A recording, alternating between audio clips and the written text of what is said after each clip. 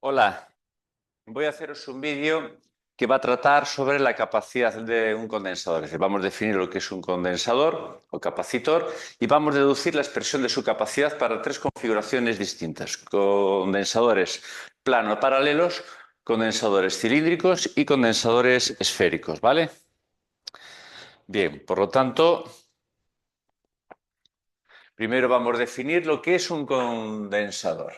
O antes de definir un condensador, vamos a definir lo que es la capacidad de un conductor, ¿vale? Entonces vamos a definir lo que es capacidad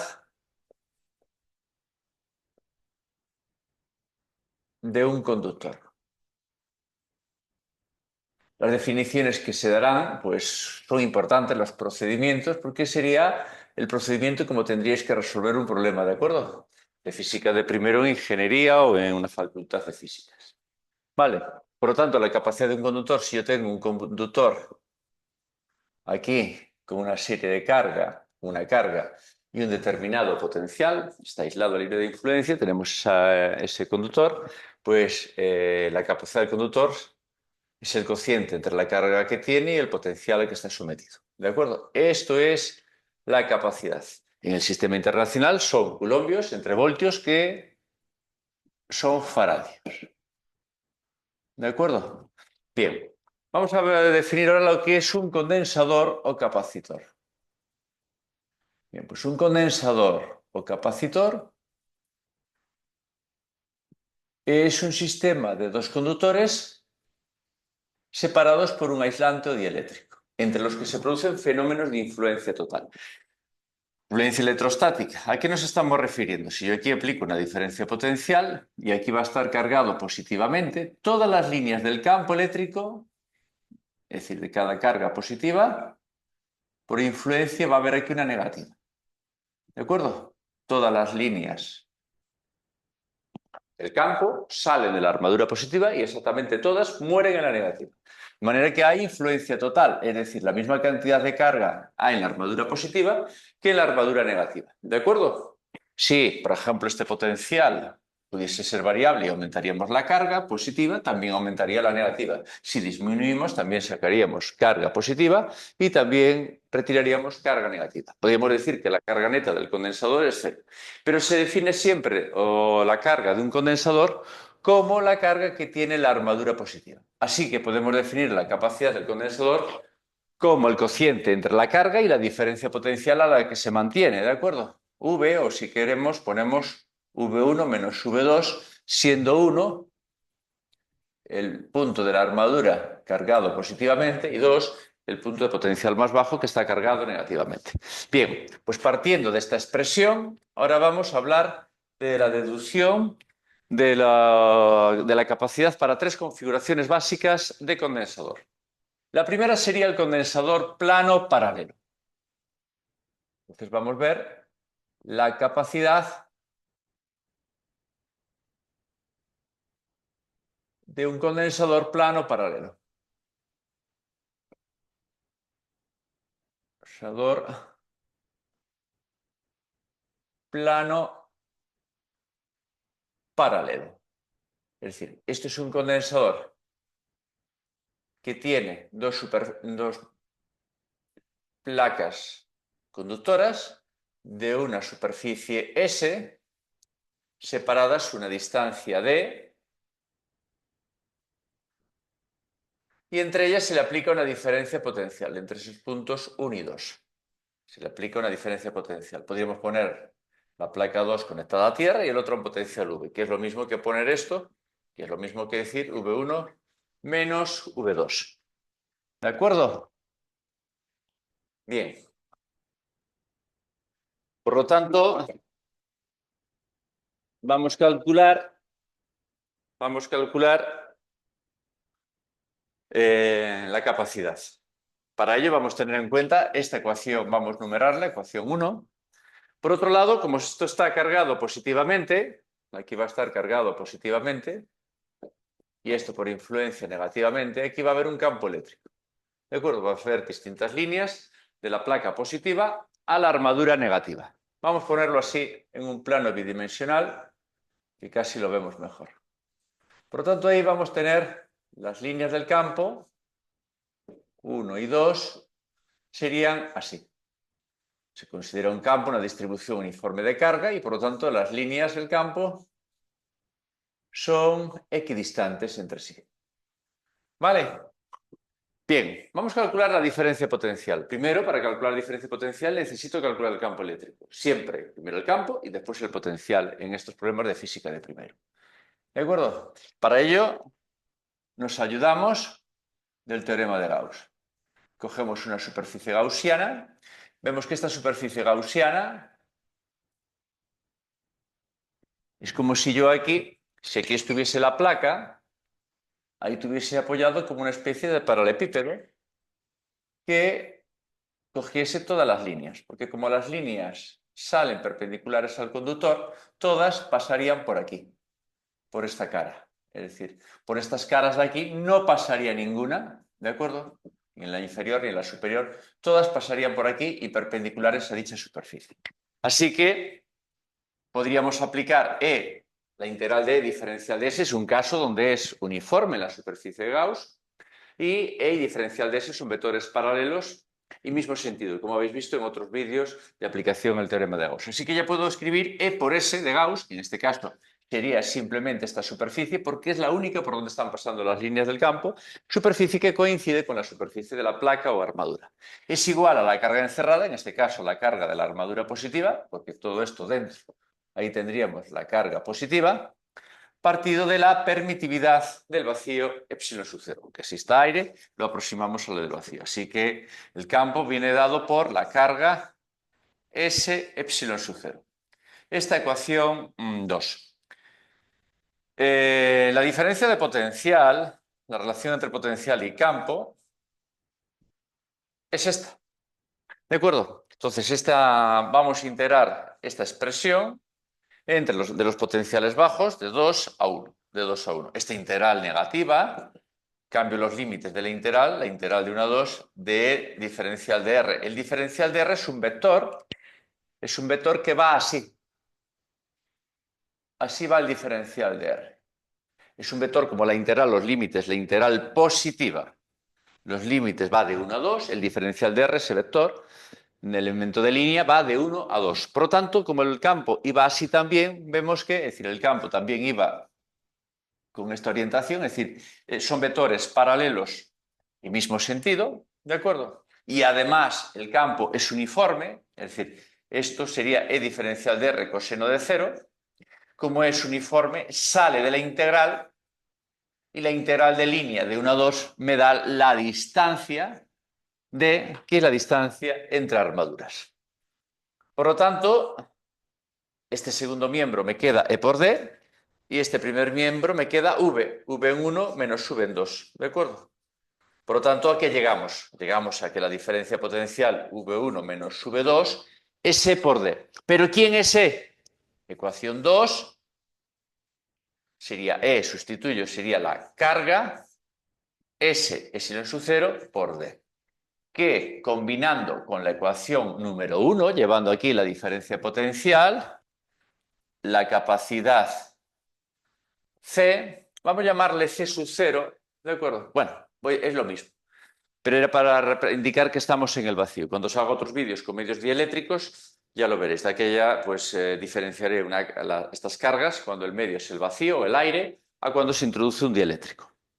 Bien, entonces tenemos la carga dividido entre esa diferencia potencial, que es Q por D, S epsilon sub 0, de manera que la carga y la carga se marcha, así que me queda epsilon sub 0, S partido por D, que seguro que es una ecuación que a muchos de vosotros os suena. Vemos que la carga es directamente proporcional a la superficie, a más superficie de placa, mayor capacidad, e inversamente proporcional a la distancia. Por lo tanto, y depende de la permitividad del medio. Así que vemos que tiene un componente que depende de la geometría del condensador. Vamos ahora a un condensador esférico no, cilíndrico, de radios RI, vamos a llamarle interior, y RE, exterior.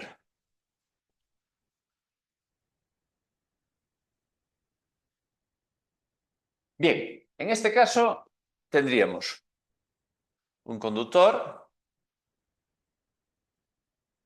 cilíndrico de radio interior RI coaxial, es decir, que comparte el mismo eje, y aquí otro cilindro exterior de radio R sub E.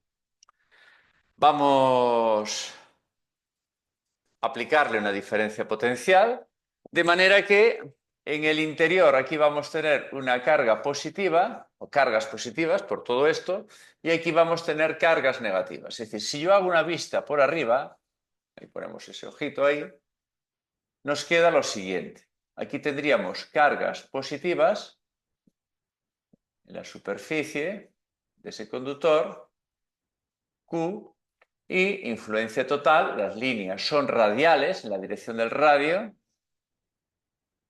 por influencia total salen las líneas de la carga positiva y mueren en las negativas que estarían en esa superficie del conductor exterior de radio R sub E. Esto, para conseguir ese estado de carga tendríamos que aplicarle aquí una diferencia potencial con esta orientación. ¿De acuerdo? Vamos a calcular esa diferencia potencial. La capacidad, lógicamente, esa ecuación es válida para cualquier geometría de condensador. De la misma forma, la relación entre potencial y campo sigue siendo la misma, evidentemente. Diferencial de V menos E, diferencial de R, esta relación integral. Aplicamos Gauss, es decir, tomamos una superficie gaussiana así. ¿Por qué así? Porque las líneas de aquí, que son radiales, si yo pongo una superficie Gauss así, cojo todas las líneas, ya que las líneas pasan por la superficie lateral. Se considera que por arriba no pasa ninguna ni por abajo. ¿De acuerdo? Por lo tanto, en la distancia R tomamos ese cilindro coaxial. ¿De acuerdo? Es decir, la geometría del problema sería una simetría cilíndrica, es decir, sería como un cepillo de estos donde los pelos, ¿de acuerdo?, de limpiar biberones, sería algo así, ¿de acuerdo? Son radiales, ¿vale? Formarían esa especie de cepillo. Bien, por lo tanto, si aquí aplicamos, esto es la superficie de Gauss, insisto, vamos a poner aquí una longitud L. Para aplicar Gauss se tomaría L, que es muy largo, para que esa simetría fuese perfectamente cilíndrica y aquí no hubiese ningún efecto de borde, es decir, ninguna línea se escapara ni por arriba ni por abajo, ¿de acuerdo? Es decir, hiciese esto, es decir, todas pasan por la superficie lateral, ¿de acuerdo? El campo radial, es decir, y el diferencial de S es así. Por lo tanto, si yo aquí aplico Gauss, la integral de E diferencial de S extendida la integral a toda esa superficie, cogeríamos la carga positiva que hay dentro. Y aquí es un caso donde es paralelo a diferencial de S, es radial, diferencial de S también es radial, ¿de acuerdo? Paralelo sí mismo sentido, por lo tanto este producto escalar, módulo de uno, módulo del otro, por el coseno de 0, que es 1. Además, el campo vale lo mismo aquí que aquí que aquí. Por lo tanto, E sale de la integral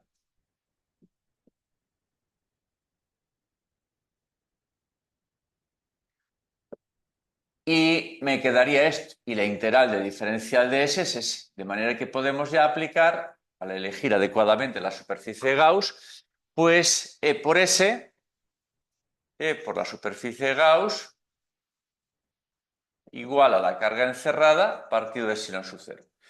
Bien, la superficie de Gauss es un cilindro coaxial de radio R, ¿de acuerdo? De radio R minúscula. Y longitud L, la superficie de esta superficie lateral, que es la considerada, que es por donde salen las líneas, sería la longitud 2pi por R y por L. Será 2pi por R y por L. Será la carga partido de epsilon sub 0. Es decir, el campo eléctrico entre las armaduras del condensador viene dado por 2 carga entre 2pi epsilon sub 0 R por L. Vamos a aplicar ahora esta relación entre el potencial y el campo y vamos a integrar esa ecuación de los potenciales bajos a los potenciales altos. Es decir, de donde está la carga negativa, es decir, del radio exterior al radio interior. Radio exterior, radio interior. ¿De acuerdo? Ahí podríamos llamar V1, V2, tanto da. La primera, esto pongo la integral positiva de diferencial de R. Al cambiar el signo, cambio los límites de la integral. Fijaros que el campo va del interior al exterior y el diferencial de R, que es un elemento de línea de esta integral positiva, también lleva esa orientación. Por lo tanto, son vectores paralelos, mismo sentido, ¿de acuerdo? Y por lo tanto, la primera integral es V entre R y RI. Y aquí me queda esta integral que es Q partido, ahí ya no es constante porque vemos que a medida que me alejo, la distancia entre líneas aumenta, ¿de acuerdo?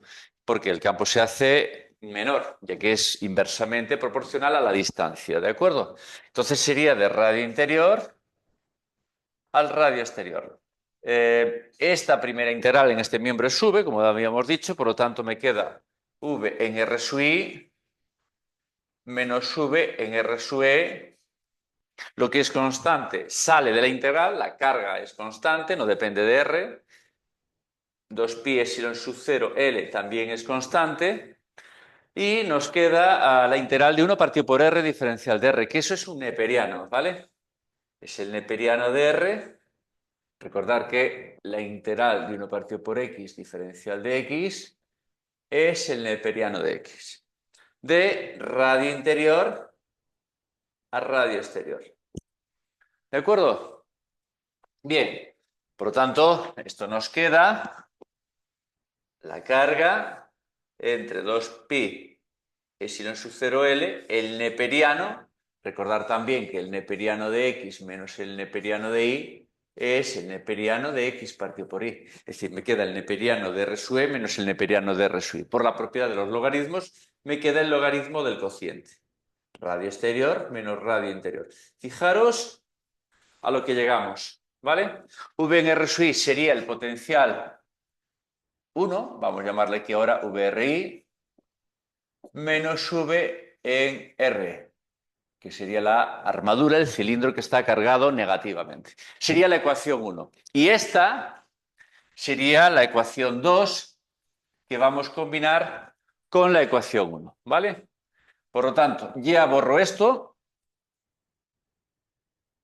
combinando esas dos ecuaciones, la expresión de la capacidad nos queda la carga entre la diferencia potencial que viene dada por carga partido de 2pi epsilon sub 0L neperiano de R sub E entre R sub I. La carga y la carga se marcha y nos queda 2pi epsilon sub 0L el neperiano de radio exterior, radio interior. Fijaros que como depende también de epsilon sub 0 y de la geometría del condensador. Generalmente, como digo, L tendería a infinito. Por eso, estas capacidades, por ejemplo, que se utilizan a veces en líneas de distribución, el cálculo de las capacidades de líneas, se da la capacidad por unidad de longitud, ¿de acuerdo? Y nos quedaría esa expresión de esta forma, 2pi epsilon sub 0, neperiano de R sub E, R sub I. Vamos a dejar así la capacidad por unidad de longitud, es decir, faradios entre metros. ¿De acuerdo?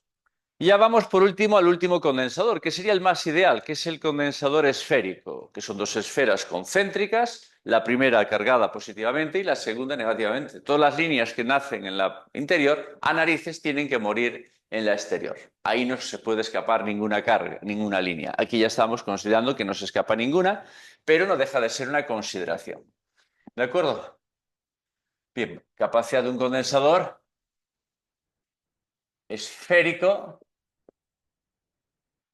de radios, vamos a poner también interior R sub I y exterior R sub E. De manera que la expresión de la capacidad sigue siendo la capacidad, la carga de la armadura positiva, entre la diferencia potencial a la que se mantienen dichas armaduras. Es decir, en este caso, dichas esferas. Aquí tendríamos una esfera y otra esfera. una esfera interior de radio R sub I y una esfera exterior de radio R sub E. ¿De acuerdo? Se cargaría la interior con potencial positivo para que aquí tuviésemos carga positiva por toda la superficie de la esfera. Las líneas serían radiales, ¿de acuerdo? Por lo tanto, sería como un pompón de estos de una bolita de estas de lana, de un gorro de lana de un niño, ¿de acuerdo? Y aquí estarían las cargas negativas. Vamos a hacer un dibujo ya no en el espacio, sino así en el plano, de manera que tendríamos la esfera de radio interior R sub I cargada positivamente y otra esfera concéntrica, es decir, que comparte el mismo centro de radio R exterior, separadas por el vacío, epsilon sub 0. Y aquí, lógicamente, va a estar cargada negativamente. Con la misma cantidad de carga, si aquí hay Q, aquí va a haber menos Q. Influencia total. ¿Cuál es la superficie de Gauss más adecuada? Evidentemente, la superficie Gauss adecuada es una esfera concéntrica de radio R que va a estar entre RI, radio interior y radio exterior. De esa manera cogemos todo el campo. Las líneas del campo van del positivo, de las positivas al negativo. El diferencial de S va así también. ¿De acuerdo? Por lo tanto, primero vamos a calcular el campo. Se cumple, es decir, el flujo del campo eléctrico, que es E diferencial de S, la carga encerrada, que es la carga de la armadura positiva, entre epsilon sub 0. ¿De acuerdo? Estamos aplicando ahí Gauss. Aquí fijaros que también se cumple que el vector campo es paralelo al diferencial de S. Recuerdo que diferencial de S siempre es un vector perpendicular a la superficie hacia el exterior de esa superficie, ¿no? Esa superficie limita un volumen. Son paralelos y mismo sentido, por lo tanto, este producto escalar me queda E por diferencial de S módulo por coseno de 0, que es 1. Y E vale lo mismo en todos los puntos de esa superficie gaussiana, por lo tanto sale de la integral y me queda E diferencial de S, que es S. Es decir, puedo poner esta expresión. Carga entre epsilon sub 0. La superficie de Gauss es la superficie de una esfera, que es 4pi R minúscula al cuadrado, que es el radio de la esfera gaussiana. Partido de Q, partido de epsilon sub 0. Por lo tanto, el campo eléctrico me queda 1 partido de 4pi epsilon sub 0, la carga entre R cuadrado. Bien, vamos a llevar esta ecuación 2 al potencial. Sabemos que la relación entre potencial y campo viene dado por esto, por esta relación. Integramos de los potenciales bajos a los altos. Los potenciales bajos están en la placa, es decir, en la esfera exterior, que está cargada negativamente, es decir, la radio R sub E, a radio interior R sub I. Esta integral negativa la transformo en positiva cambiando los límites de la integral R sub I a R sub E de diferencial de R. El diferencial de R, al ser una integral, este elemento de línea, va, esta integral positiva, de RI a R sub E, el elemento de línea va así, ¿de acuerdo? De RI a R, es decir, son paralelos también y mismo sentido, por lo tanto puedo poner eso de ahí. Insisto, esto lo puedo poner porque el campo E es paralelo a diferencial de R y mismo sentido. Una dirección paralela puede llevar el mismo sentido o sentidos contrarios. Puede ser coseno de 0 o coseno de 180, que sería menos 1. Coseno de 0. Sustituimos la E, la ecuación 2, que vale 1 partido de 4pi epsilon sub 0, la carga R cuadrado diferencial de R. La variable de integración es la R minúscula. El resto, esto de aquí, es constante. Por lo tanto, sale de la integral. Así que tenemos en el primer miembro esta integral y en el segundo miembro esto de aquí. La primera integral, la integral de diferencial de v, es v. Entonces nos queda v, R sub E hasta R sub I. La segunda integral, eso que es constante, sale para afuera, 1 partido de 4pi epsilon sub 0, la carga, y nos queda esta integral. ¿no? 1 partido de x cuadrado diferencial de x es menos 1 partido por x. Es decir, nos queda la integral de 1 partido por r cuadrado diferencial de r me queda menos 1 partido por r. De radio interior a radio exterior. Por lo tanto, primer miembro, la diferencia potencial V en RI menos V en el exterior, radio R sub E, es igual a Q partido de 4pi epsilon sub 0. Y aquí me queda menos 1 partido por R menos, con menos más, me queda 1 partido R sub I. Es decir, voy a dejar primero el positivo, 1 partido por R sub I, menos 1 partido por R sub I. Vale, vamos a llamarle a esta ecuación 3. Ya tengo ahí la diferencia potencial que vamos a combinar con la ecuación 1. Vale, ya vamos a borrar esto porque ya vamos a llegar a lo que sería la expresión final de la capacidad de un conductor. Ya digo que estas deducciones son importantes porque podrían formar parte de un procedimiento del cálculo de la capacidad y de otras magnitudes en problemas de electrostática con esta simetría esférica, cilíndrica, etcétera. ¿De acuerdo? Bien, así que llevando la ecuación 3, combinándolo con la 1, nos queda la capacidad será la carga partido de la diferencia potencial que es Q partido de 4pi epsilon sub 0, 1 partido por R sub I menos 1 partido por R sub E. La carga se marcha y nos queda 4pi epsilon sub 0. Si aquí hago mínimo con un múltiplo, me queda R sub I, R sub E, y aquí R sub E menos R sub I. Esta es la expresión de la capacidad de un condensador esférico. ¿De acuerdo? Bien, hay un caso particular que se comenta siempre en física, que es la carga, la capacidad de una esfera. Entonces, en el caso particular de que el radio R sub I, estuviese en el infinito, también sabemos que el potencial en el infinito es nulo. ¿De acuerdo? Bueno, al final sería sustituir ahí RE por infinito. O bien sustituir aquí esto por infinito, 1 partido por infinito sería 0 y me quedaría 4pi epsilon sub 0 R sub I. ¿De acuerdo? Me quedaría, sustituyendo aquí, 4pi epsilon sub 0 por el radio. ¿De acuerdo? Esto sería la capacidad de una esfera de radio R sub I, o radio R si queréis. ¿De acuerdo? Capacidad de un conductor esférico. Sustituyendo aquí RE por infinito. 1 partido por infinito sería 0. ¿Qué hacéis aquí la sustitución? Lógicamente os quedaría infinito partido por infinito y esa indeterminación se resolvería aplicando L'Hopital, es decir, el límite cuando derivando arriba tendríais infinito partido por infinito y tendríais que derivar, ¿no? Cuando el radio exterior tiende a infinito de 4pi epsilon sub 0, llegaríais a lo mismo. 4pi epsilon sub 0, R sub I por R sub E menos R sub I. Ya digo, como es una indeterminación infinito partido por infinito, aplicaríais L'Hopital. Al derivar respecto de la R sub E, aquí sería un 1 y aquí sería 4pi epsilon sub 0 R sub I. Ya era el resultado que os había comentado. ¿De acuerdo? Por lo tanto, habéis visto en este vídeo la forma de calcular la capacidad de estos condensadores, del plano paralelo, del cilíndrico y del esférico. Fijaros que en todos ellos la capacidad es directamente proporcional a la permitividad del medio, en este caso la del vacío, y depende de la geometría del condensador, de alguna manera. ¿De acuerdo? Vale. Pues nada, pues hasta otro vídeo que os prepare.